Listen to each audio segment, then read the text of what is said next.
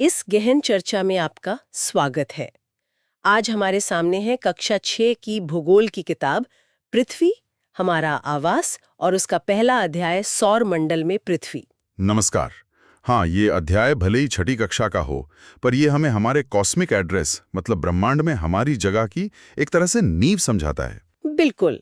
तो हमारा मिशन है इस अध्याय के जरिए ब्रह्मांड में अपने स्थान को समझना, रात के आसमान से शुरू करके ग्रहों, तारों और आकाश गंगाओं तक।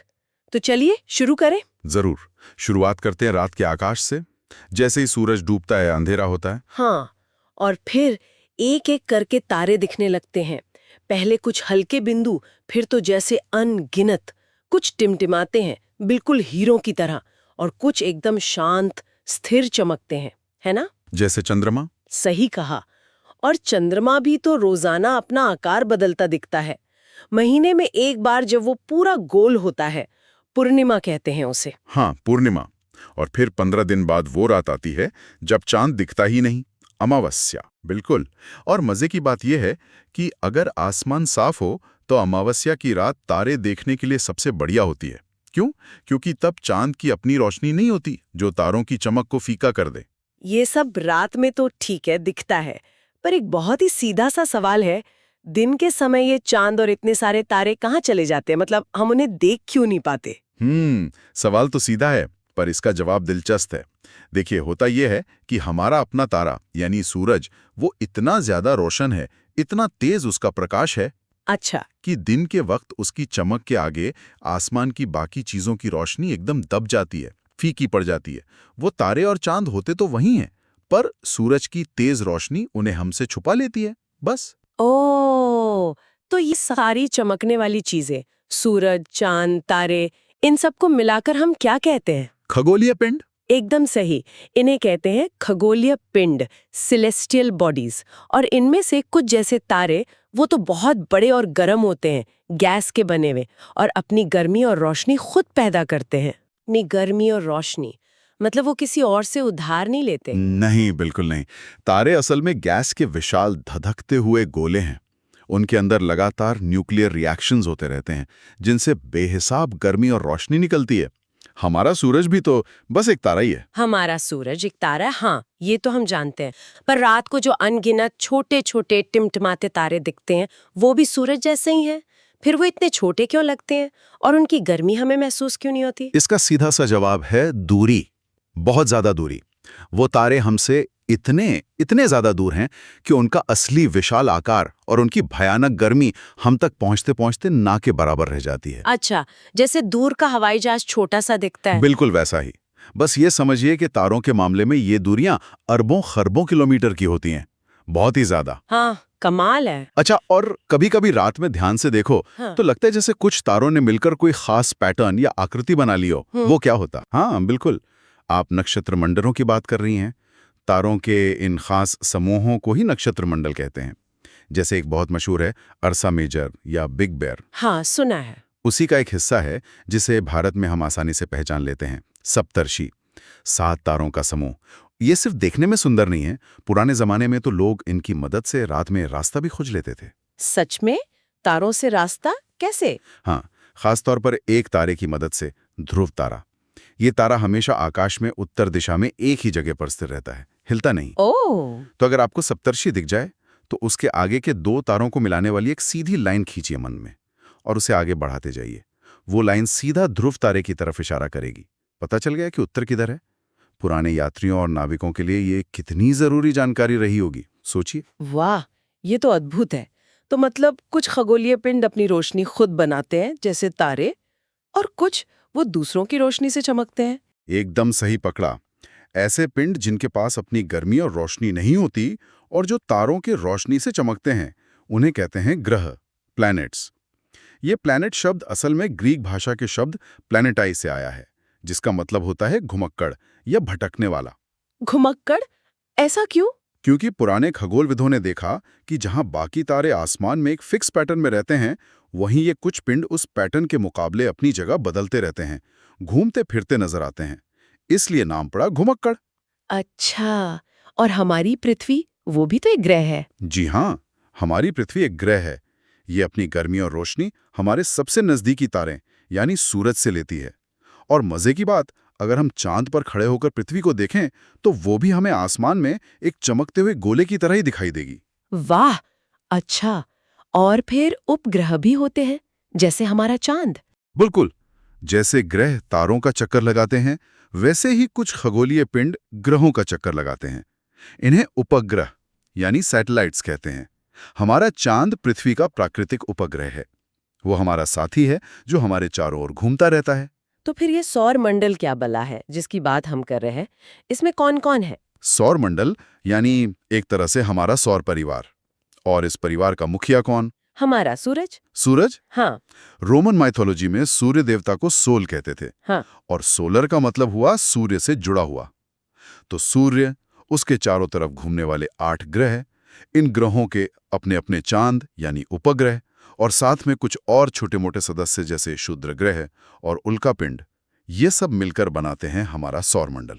यानी एक पूरा कुनबा है सूरज के आसपास, और सूरज बिल्कुल बीच में है। हाँ, सूर्य इस पूरे सिस्टम के केंद्र में है।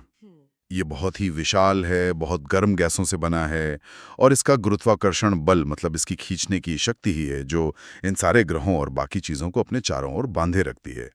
और हाँ, यही पूरे सौर मंडल के लिए गर्मी और रोशनी का सबसे बड़ा, बल्कि कहिए एकमात्र स्रोत है। लेकिन ये इतना गर्म है तो हम इसकी गर्मी से झुलस क्यों नहीं जाते?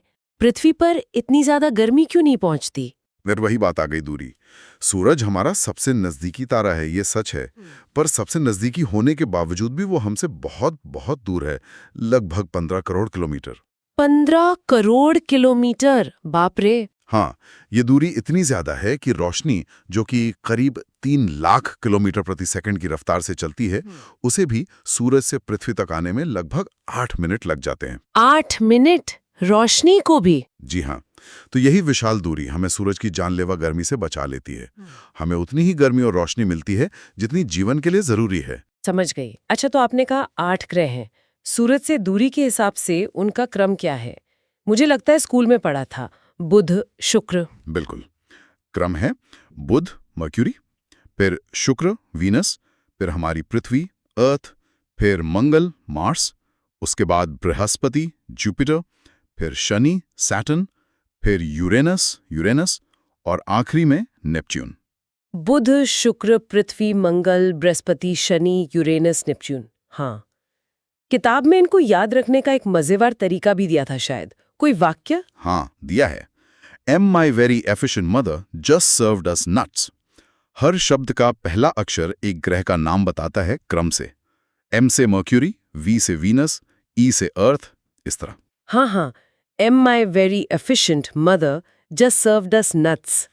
ये तो बढ़िया है। याद रखने में आसान है तो। और ये सारे 8 ग्रह सूरज के चारों ओर अपने अपने फिक्स रास्ते पर घूमते रहते हैं। ये रास्ते थोड़े अंडाकार होते हैं, जिन्हें कक्षा कहते हैं, ऑर्बिट्स कहते हैं। बुध सबसे पास है तो वो सबसे तेज घूमता है। सिर्फ 88 दिनों में सूरज का एक चक्कर पूरा कर लेता है। और सबसे दूर वाला? नेपच्यून। हाँ, नेपच्यून सबसे दूर है, तो उसे एक चक्कर पूरा करने में बहुत साल लग जाते हैं, करीब 164 साल। बाप रे, 164 साल। अच्छा, शुक्र ग्रह के बारे में कहते हैं कि वो पृथ्वी की जुड़वा बहन जैसा है। हाँ, ऐसा कहा जाता है क्योंकि उसका साइज मतलब आकार और उसकी बनावट काफी हद तक पृथ्वी से मिलती जुलती है, इसीलिए उसे अर्थ ट्विन कहते हैं। हालांकि ये याद रखना जरूरी है कि वहां के हालात बिल्कुल अलग है।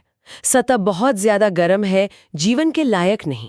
और एक ग्रह और था ना पहले, प्लूटो। उसका क्या हुआ? उसे अब ग्रह नहीं मानते। सही याद दिलाया आपने। अगस्त 2006 तक प्लूटो को नवा ग्रह ही माना जाता था, लेकिन फिर खगोलवेदों की अंतर्राष्ट्रीय संस्था IAU ने ग्रह होने की परिभाषा को और साफ किया, कुछ नए नियम बनाए। अच्छा। हाँ, और उन नए नियमों के हिसाब से प्लूटो खरा नहीं उतरा, खासकर इसलिए क्योंकि वो अपनी कक्षा के आसपास के क्षेत्र को साफ नहीं कर पाया है। मतलब उसकी कक्षा में और भी पिंड घूमते हैं। तो अब प्लूटो और उसके जैसे कुछ और पिंडों को, जैसे सिरेस, बौने ग्रह, ड्वार्फ प्लैनेट्स की कैटेगरी में रखा गया है। ओह, तो ग्रहों की गिनती बदल भी सकती है। विज्ञान ऐसे ही आगे बढ़ता है। बिल्कुल, नई खोजें होती हैं, हमारी समझ बदलती है और हम चीज़ों को फिर से क्लासिफाई करते हैं। ये तो बहुत दिलचस्प है। अच्छा, और कुछ ग्रहों के चारों तरफ वो सुंदर से छल्ले भी तो होते हैं, रिंग्स। हाँ, बृहस्पति, शनि, यूरेनस और नेपट्यून, इन चारों बाहरी ग्रहों के चारों ओर छल्ले हैं। शनि के छल्ले सबसे ज्यादा मशहूर हैं क्योंकि वो सबसे बड़े, चमकीले और आसानी से दिख जाते हैं अच्छी दूरबीन से। ये छल्ले किस चीज के बने होते हैं? ये असल में कोई ठोस पट्टी नहीं है। ये बर्फ, चट्टानों और धूल के अरबों छोटे छोटे टुकड़ों से बने हैं जो ग्रह के चारों तरफ तेजी से घूम रहे हैं। दूर से देखने पर ये एक छल्ले जैसे लगते हैं। कमाल है। अब आते हैं अपने घर पर, हमारी पृथ्वी। सूरज से दूरी में तीसरे नंबर पर, आकार में 5वीं सबसे बड़ी, और आपने बताया कि ये एकदम गोल नहीं है। नहीं, बिल्कुल गोल नहीं है। ये अपने ध्रुवों पर, मतलब ऊपर और नीचे से थोड़ी चपटी है और बीच में यानी भूमध्य रेखा के पास थोड़ी सी बाहर को उभरी हुई है। इसी खास शेप को भू-आभ, जियोइड कहते हैं। इसका मतलब ही है पृथ्वी जैसा आकार। भू-आभ, अच्छा। पर सबसे खास बात तो ये है कि पृथ्वी सौर मंडल का सबसे अनोखा ग्रह है ना? ऐसा क्यों है? हाँ, ये सबसे सबसे खास है। अनोखा इसलिए क्योंकि जहां तक हमें पता है, पूरे सौर मंडल में, बल्कि शायद पूरे ब्रह्मांड में जीवन के लिए जो सही माहौल चाहिए, जो अनुकूल परिस्थितियां चाहिए, वो सिर्फ यहीं हैं। क्या है वो परिस्थितियां? देखिए, सबसे पहले तो यहाँ का तापमान। पृथ्वी ना तो सूरज के बहुत पास है कि शुक्र की तरह जल जाए, नहीं इतनी दूर कि मंगल या उससे आगे के ग्रहों की तरह जम जाए। तापमान बिल्कुल सही है। दूसरी खास बात, पानी। यहाँ पानी तरल रूप में मौजूद है, बहता हुआ पानी। और जीवन के लिए पानी कितना जरूरी है ये तो हम सब जानते ही हैं। सही बात है। और तीसरी और सबसे जरूरी चीज, हवा। हमारा वायुमंडल, इसमें ऑक्सीजन जैसी गैसें हैं जो हमें सांस लेने के लिए चाहिए। ये वायुमंडल हमें सूरज की खतरनाक किरणों से भी बचाता है। ये तीनों चीजें मिलकर पृथ्वी को जीवन के लायक बनाती हैं। और इसी पानी की वजह से शायद ये अंतरिक्ष से नीली दिखती है, नीला ग्रह है। बिल्कुल, पृथ्वी की सतह का 2/3 हिस्सा पानी से ढका है, महासागरों और समुद्रों से। जब अंतरिक्ष यात्री इसे बाहर से देखते हैं तो ये पानी नीला दिखाई देता है। इसीलिए इसे ब्लू प्लैनेट यानी नीला ग्रह कहते हैं। ये नीला रंग ही इसकी पहचान है, इसकी अनोखी निशानी। वाह! और इस नीले ग्रह का एक साथी भी है, हमारा चांद। हाँ, हमारा अपना इकलौता प्राकृतिक उपग्रह चंद्रमा। आकार में ये पृथ्वी से काफी छोटा है। इसका व्यास, डायमीटर, पृथ्वी के व्यास का सिर्फ चौथाई हिस्सा ही है। पर आसमान में तो ये इतना बड़ा दिखता है, सूरज जितना ही बड़ा लगता है कभी-कभी। हाँ, वो बड़ा इसलिए दिखता है क्योंकि वो बाकी ग्रहों या तारों के मुकाबले हमारे बहुत बहुत ज्यादा करीब है, लगभग 3,84,400 किलोमीटर दूर। अब इसकी तुलना सूरज की 15 करोड़ किलोमीटर की दूरी से कीजिए। इसीलिए पास होने की वजह से चांद हमें बड़ा दिखाई देता है। अच्छा, और ये पृथ्वी का चक्कर लगाता है कितने दिन में? हाँ, ये पृथ्वी के चारों ओर एक चक्कर लगभग 27 दिनों में पूरा करता है। और मजे की बात यह है कि ये अपनी धुरी पर भी एक चक्कर पूरा करने में ठीक उतना ही समय लेता है, करीब 27 दिन। तो इसका क्या मतलब हुआ? इसका नतीजा ये होता है कि हमें पृथ्वी से हमेशा चांद का एक ही साइड, एक ही चेहरा दिखाई देता है। उसका दूसरा हिस्सा हमसे हमेशा छुपा रहता है। उसे dark side of the moon कहते हैं। हालांकि वहां अंधेरा हमेशा नहीं रहता। ये तो बड़ी अजीब बात है, हमें हमेशा एक ही तरफ दिखता है। क्या चांद पे भी जीवन है? नहीं, चांद पर जीवन पनपने लायक हालात नहीं है। वहां ना तो पानी है, नहीं हवा। उसकी सतह एकदम वीरान है। ऊंचे ऊंचे पहाड़ हैं, बड़े बड़े सपाट मैदान हैं और बहुत सारे गड्ढे, क्रेटर्स हैं जो शायद उल्कापिंडों की टकराने से बने होंगे। हाँ, पूर्णिमा की रात को ध्यान से देखें तो कुछ धब्बे जैसे दिखते वो हैं। यही पहाड़ और गड्ढे हैं। बिल्कुल, वो उन्हीं पहाड़ों और गड्ढों की छायाएं होती हैं जो हमें धब्बों की तरह नजर आती हैं। और इंसान तो चांद पर पहुंच भी चुका है। हाँ, ये मानव इतिहास का एक बहुत बड़ा पल था। नील आर्मस्ट्रॉन्ग वो पहले इंसान थे जिन्होंने 20 जुलाई 1969 को चांद की सतह पर कदम रखा था। वाह! किताब में एक सवाल भी है शायद कि क्या कोई भारतीय चांद पर उतरा है? इसका जवाब श्रोताओं को ढूंढना चाहिए। हाँ, ये उनके लिए एक अच्छी खोजबीन हो सकती है। वैसे भारत का चंद्रयान मिशन तो काफी सफल रहा है। ये तो हुई प्राकृतिक उपग्रह की बात, पर आजकल तो इंसान भी अपने उपग्रह बनाकर भेजता है अंतरिक्ष में। बिल्कुल सही। उन्हें कहते हैं मानव निर्मित उपग्रह, ह्यूमन मेड सैटेलाइट। ये वैज्ञानिकों द्वारा डिजाइन की गई मशीनें होती हैं जिन्हें रॉकेट के जरिए ऊपर ले जाकर पृथ्वी की कक्षा में सेट कर दिया जाता है। ये करते क्या है वहां? इनके बहुत सारे काम हैं। कुछ उपग्रह हमें ब्रह्मांड के बारे में जानकारी भेजते हैं, कुछ मौसम का हाल बताते हैं, कुछ नक्शे बनाने में मदद करते हैं और बहुत सारे उपग्रह संचार के लिए इस्तेमाल होते हैं, जैसे टीवी सिग्नल भेजना, फोन पर बात कराना, इंटरनेट चलाना। ये सब इन्हीं की मदद से होता है। भारत ने भी बहुत से उपग्रह लॉन्च किए हैं, जैसे INS सीरीज, IRS सीरीज, एड्यूसैट, जो शिक्षा के लिए था। तकनीक कहाँ से कहाँ पहुँच गई है। वैसे आपने पहले भी कहा था प्राचीन भारत में भी खगोल विज्ञान बहुत आगे था। आर्यभट्ट का नाम लिया था आपने। खगोल शास्त्री आर्यभट्ट ने आज से सदियों पहले ही ये बता दिया था कि चांद और ग्रह अपनी रोशनी से नहीं चमकते, बल्कि वो सूरज की रोशनी को ही रिफ्लेक्ट करते हैं, मतलब परावर्तित करते हैं। उस समय के हिसाब से ये सोचना भी बहुत बड़ी बात थी। सच में। अच्छा, तो सौर मंडल में तारे हो गए, मतलब हमारा सूरज, ग्रह हो गए, उपग्रह हो गए, क्या इनके अलावा भी कुछ है? हाँ, और भी बहुत कुछ है। तारों, ग्रहों और उपग्रहों के अलावा अनगिनत छोटे छोटे चट्टानी पिंड भी सूरज के चक्कर लगा रहे हैं। इन्हें कहते हैं क्षुद्र ग्रह, एस्टेरॉइड्स। क्षुद्र ग्रह, ये कहाँ होते हैं? ये ज्यादातर एक पट्टी में पाए जाते हैं, जो मंगल, मार्स और बृहस्पति, जुपिटर ग्रह की कक्षाओं के बीच में है। इसे एस्टेरॉयड बेल्ट कहते हैं। वैज्ञानिक मानते हैं कि ये शायद किसी ऐसे ग्रह के टुकड़े हैं जो बहुत पहले बन नहीं पाया या किसी टक्कर में टूट गया। और वो टूटता तारा क्या होता है जिसे देखकर लोग विश मांगते हैं? हाँ, वो टूटता तारा असल में तारा नहीं होता। वो होते हैं उल्का पिंड, मीटिरॉइड्स। ये क्षुद्र ग्रहों से भी छोटे चट्टानों या धूल के कण होते हैं जो सूरज के चारों ओर घूमते रहते हैं। अच्छा। कभी कभी ये घूमते घूमते पृथ्वी के रास्ते में आ जाते हैं और हमारे वायुमंडल में बहुत तेजी से घुस आते हैं। हवा की रगड़, फ्रिक्शन से वो इतने गर्म हो जाते हैं कि जलने लगते हैं और हमें आसमान में एक तेज रोशनी की लकीर दिखाई देती है। उसी को हम उल्का या आम भाषा में टूटता तारा कह देते हैं। क्या ये कभी धरती से टकराते भी हैं? ज्यादातर तो हवा में ही जलकर खत्म हो जाते हैं, लेकिन अगर कोई उल्कापिंड बड़ा हो और पूरी तरह जल ना पाए तो उसका बचा हुआ हिस्सा पृथ्वी की सतह तक पहुंच सकता है। उस गिरे हुए टुकड़े को उल्काश्म, मीटियोराइट कहते हैं। इनके गिरने से जमीन पर बड़े बड़े गड्ढे भी बन सकते हैं। ओह, यानी आसमान से पत्थर भी गिर सकते हैं? खैर, अब सौर मंडल से थोड़ा और बाहर निकले। ये पूरा सौर मंडल कहाँ है? मतलब ये किस चीज का हिस्सा है? हमारा सौर मंडल खुद एक बहुत बहुत बड़ी संरचना का हिस्सा है, जिसे हम कहते हैं आकाशगंगा। गैलेक्सी। हाँ, वही मिल्की वे गैलेक्सी, या हिंदी में आकाशगंगा।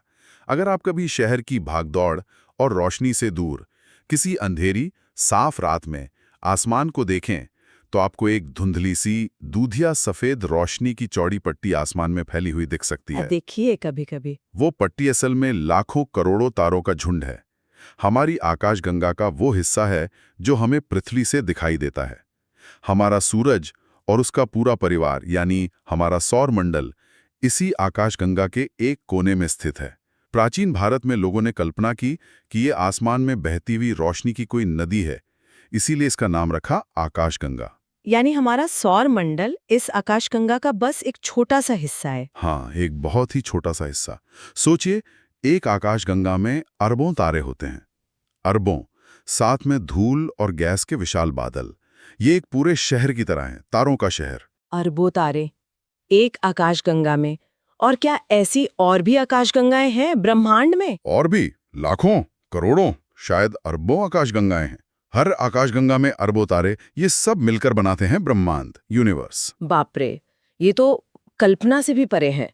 ब्रह्मांड कितना बड़ा है? हाँ, इसकी विशालता की कल्पना करना भी मुश्किल है। वैज्ञानिक आज भी इसके बारे में और जानने की कोशिश कर रहे हैं। हम ठीक नहीं जानते कि ये कितना बड़ा है या इसका कोई किनारा है भी या नहीं, पर हम ये जरूर जानते हैं कि हम सब, आप, मैं, हमारे श्रोता, हम सब इसी असीम अद्भुत ब्रह्मांड का एक बहुत ही छोटा सा हिस्सा हैं। सोचकर ही रोंगटे खड़े हो जाते हैं। हम पृथ्वी पर हैं, पृथ्वी सौर मंडल में, सौर मंडल हमारी आकाशगंगा मिल्की वे में, और मिल्की वे ऐसी अरबों आकाशगंगाओं वाले ब्रह्मांड में। हमारी जगह कितनी कितनी छोटी है। बिल्कुल, ये पूरा अध्याय हमें यही पर्सपेक्टिव, यही नजरिया देता है। ब्रह्मांड के इस विशाल पैमाने का एहसास कराता है। हमारी अपनी पृथ्वी कितनी खास है, और फिर इस पूरी बड़ी तस्वीर में हम कहाँ हैं। क्या निकलता है? इसने हमें क्या सिखाया? इसने हमें, कह सकते हैं, खगोल विज्ञान की पहली सीढ़ी चढ़ाई है। रात के आसमान के नज़ारों से शुरुआत करके खगोलीय पिंड क्या होते हैं, तारे और ग्रह में क्या फर्क है, हमारा सौरमंडल कैसे बना है, हमारी पृथ्वी इतनी अनोखी क्यों है, चांद क्या है, और फिर वहां से आगे बढ़कर आकाशगंगा और ब्रह्मांड की एक झलक दिखाई है। ये सिर्फ जानकारी देना नहीं है, बल्कि एक तरह से हमें सोचने पर मजबूर करता है ना? हमारे अपने अस्तित्व के बारे में, इस विशाल ब्रह्मांड में हमारी जगह के बारे में। बिल्कुल, ये उस जिज्ञासा को जगाता है जो हमें अपने आसपास की दुनिया और हमसे भी बहुत परे जो कुछ है उसे समझने के लिए प्रेरित करती है। यह हमें याद दिलाता है कि हम एक बहुत बड़ी, बहुत पुरानी और बहुत ही हैरत अंगेज कहानी का हिस्सा हैं। तो चलिए श्रोताओं के लिए एक आखिरी सवाल छोड़ जाते हैं, जो इसी अध्याय की सोच को आगे बढ़ाता है। ये जो इतना विशाल ब्रह्मांड है, जिसमें लाखों करोड़ों आकाशगंगाएं हैं, उसमें हमारी जगह क्या है? क्या हम अकेले हैं? ये सवाल सिर्फ विज्ञान का नहीं है, ये दर्शन का भी है। आज की इस बातचीत के बाद क्या हम रात के आसमान को, अपनी पृथ्वी को, अपने अस्तित्व को किसी नए नजरिए से देख सकते हैं? इस पर सोचेगा जरूर।